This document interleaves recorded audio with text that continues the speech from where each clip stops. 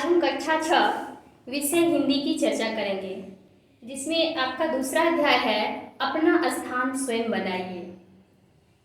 इस चैप्टर के माध्यम से लेखक जो है इसके श्री कन्हैयालाल मिश्र प्रभाकर हैं।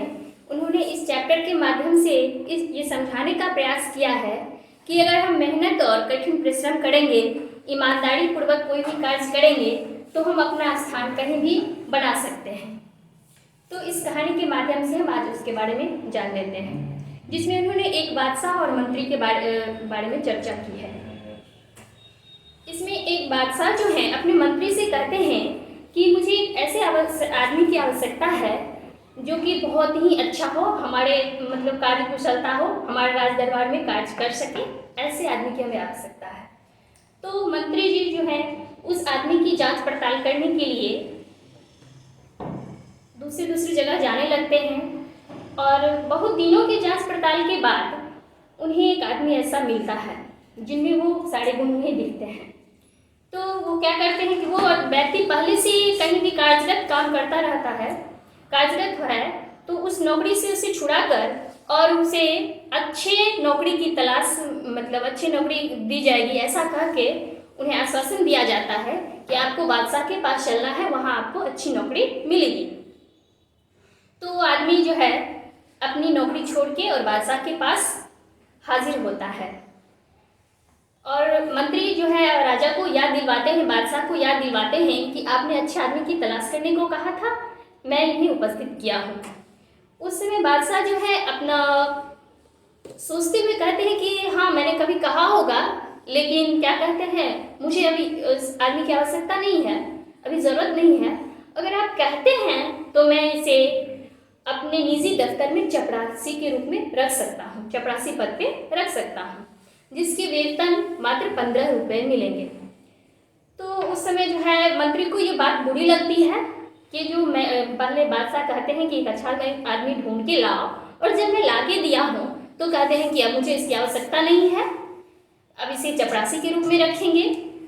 तो मंत्री को बुरा लगा, लेकिन वो व्यक्ति जो है, जो कि राज दरबार में उपस्थित हुआ है, वो इसके लिए कृतज्ञता जाहिर करता है कि नहीं, कोई बात नहीं है, मुझे अच्छी नौकरी मिल गई है, मुझे यहाँ काम करना है। वो स्वीकार कर लेता है। जब वो स्वीकार कर लेता है तो उसे क्या करते हैं, बादशाह जो है दफ्तर में छोड़ने के लिए कह देते हैं। तो मंत्री वहाँ उसे दफ्तर में छोड़ आते हैं। दफ्तर में क्या होता है कि बहुत दिन से कोई कार्य अच्छे से संभाला नहीं गया था, उसकी वजह से पूरा धूल जमा होता है और ना ही बादशाह कभी उसकी जांच पड़ताल करते थे, ना ही खुद जाकर देखते थे, जिससे क्या होता है कि पूरा अस्त व्यस्त, जैसे कह सकते हैं कोई भी कार्यालय जैसे अस्त व्यस्त पड़ा हो, वैसे ही पड़ा हुआ था। तो मंत्री जी को ये सब देख के दुखी होता है, मन दुखी हो जाता है कि ऐसी जगह पे इस बेचारे को मैं ला के रख दिया हूँ। लेकिन वो व्यक्ति जो होता है फिर भी खुश होता है और क्या कहता है कि कम से कम मुझे बादशाह के यहाँ नौकरी करने के लिए मिली, इससे अच्छी बात क्या होगी, और वो उसने कृतज्ञता प्रकट की। उसके बाद वो क्या किया, वो वहाँ पे मेहनत और ईमानदारी से काम करना शुरू कर दिया। कई दिनों को लगातार उसने दफ्तर को साफ किया और उसे क्या किया, एक अच्छे से राजघराने का मतलब शाही दफ्तर का रूप दिया उस दफ्तर को, जिसमें कि जो कि बहुत दिनों से बंद पड़ा था और धूल जमा हुआ था, उसको अच्छा एक शाही दफ्तर का रूप दिया। और उसने उस दफ्तर में बहुत सालों से जो निजी पत्र आए हुए थे, राजा महाराजा के यहाँ से पत्र जो आए हुए थे, उन सबको इकट्ठा किया। बहुत सारा ढेर लगा हुआ था, उन्हें उसमें से बहुत से लिफाफों को छांटा, जिसमें कि क्या हुई थी, सोने की कढ़ाई पर चित्रकारी की हुई थी और रत्न जड़ा हुआ था। मतलब उस पत्र पे वो सोने की कढ़ाई की हुई थी और पत्र पे हीरे का वो रत्न जड़ा हुआ था। तो और जो कि विवाह के अवसर पर दूसरे बादशाह जो है इस बादशाह के यहाँ भेजे थे। और सब क्या किया, उस युवक ने जो व्यक्ति को उस पे काम पे लगाया गया था दफ्तर में, उसने सब कारीगर लगवाकर जितने भी कीमती सामान थे लिफाफे पर, सबको उतरवा के उसे बाजार में बेच दिया। इसके लिए उसके कई हजार रुपये मिले।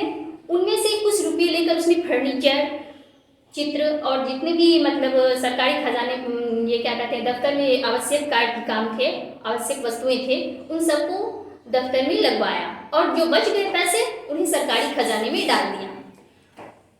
और उसने जो उसकी स्लिप मिली, रसीद मिली थी, वो भी अपने पास रख लिया कि एक सबूत के तौर पर। और दफ्तर जो है एक सचमुच शाही दफ्तर बन गया था। तो ये जो तरक्की हो रही थी तो कुछ चुगलखोर लोग जो थे वो बादशाह के पास शिकायत करने पहुंचे कि यहाँ पे क्या हो रहा है, रुपया लुटाया जा रहा है, आपने जो नए युवक को रखा है वो आपका रुपया लुटा रहा है। उन्होंने इस प्रकार से शिकायत की। तो बादशाह क्या करते हैं, गुस्से से वो दफ्तर में पहुंचते हैं और देखते हैं कि यहाँ तो दफ्तर की साज सजावट देख के वो दंग रह जाते हैं, आश्चर्यचकित हो जाते हैं। और वो पूछते हैं, तेज आवाज में उस युवक से पूछते हैं कि तुमने यह सजावट किसके रुपये से खरीदी है। तो आदमी जवाब देता है, युवक जवाब देता है कि दफ्तर के रुपयों से। और मैंने इसको कहाँ से लिया, तो जितने भी रद्दी लिफाफे पड़े हुए थे वो सब मैंने क्या कहते हैं उसको उठा के उस पर जितने भी स्वर्ण जड़ित थे सबको कारीगर से निकलवाया और फिर बाजार में उसको बेचकर जो भी रुपये मिले उसे मैंने उस काम किया, दफ्तर का सामान मंगवाया और जो बच गए मैंने उसे खजाने में डाल दिया। और इसके लिए वो खजांची जो कि उसमें काम करता है उसको गवाह के रूप में दिया। और क्या कहते हैं उसके पास जो रसीद भी थे उसने युवक ने बादशाह को वो भी दिखाया। तो बादशाह क्या हुए, उसके इस कर्तव्य निष्ठता से, ईमानदारी से बहुत खुश हुए और उस चपरासी के पद पर से उठाकर उसे वित्त मंत्री का पद दे दिया। वित्त मंत्री यानी जो क्या कहते हैं धन का जो आय व्यय का ब्यौरा रखते हैं वो सब उन्होंने उस पद पर से रख दिया। अब क्या हुआ, जो मंत्री लोग उसके शिकायत करने गए थे वो तो और परेशान हो गए कि मैंने इसकी शिकायत करने गया था कि मैं ये रुपया लुटा रहा है, और राजा क्या किए उसके पद के और उन्नति करवा दी और ऊपर ही उसको वित्त मंत्री का पद दे दिया, चपरासी से ऊपर वित्त मंत्री का। तो उसके बाद क्योंकि क्या होता है कि वो ना ही बेईमानी करता था और ना ही किसी को करने देता था और खुद लापरवाही नहीं करता था और ना ही किसी को करने देता था। वह ईमानदारी और कर्तव्यनिष्ठता के साथ अपने काम में लगा रहता था।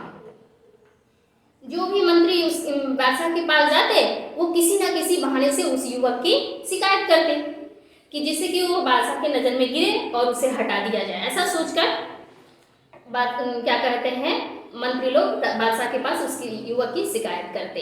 तो एक दिन क्या होता है कि बादशाह जो है इस सब की परीक्षा लेने के लिए, जांच लेने के लिए कि वास्तव में वो युवक सही है या नहीं, ऐसा जांच करने के लिए वो क्या करते हैं, अचानक से मंत्रियों को 2 बजे रात में अचानक से सेनापति को आदेश देते हैं कि जितने भी मंत्री हमारे यहाँ हैं सबको यहाँ लाया जाए, उपस्थित किया जाए 2 बजे रात में, और जो भी जिस हालत में हो उसी हालत में यहाँ लाया जाए। अगर वो सो रहे हो तो उनको पलंग के सहित लाया जाए, या जैसे हो जिस स्थिति में हो उनको यहाँ उपस्थित किया जाए। तो उन्होंने इस तरह प्रकार का हुक्म दिया बादशाह ने। तो जो व्यक्ति सो रहा था उसको पलंग सहित व्यक्ति को उठाकर लाया गया, जो बैठकर चौपड़ खेल रहा था उसको उसी तरह से कालीन समेत लाया गया। और 1 घंटे के बाद जो है बादशाह अपने कमरे में आते हैं तो देखते हैं कि 8 में से 7 मंत्री जो उसमें थे वो सभी नशे में थे और उनमें से कुछ लोग जुआ खेल रहे थे।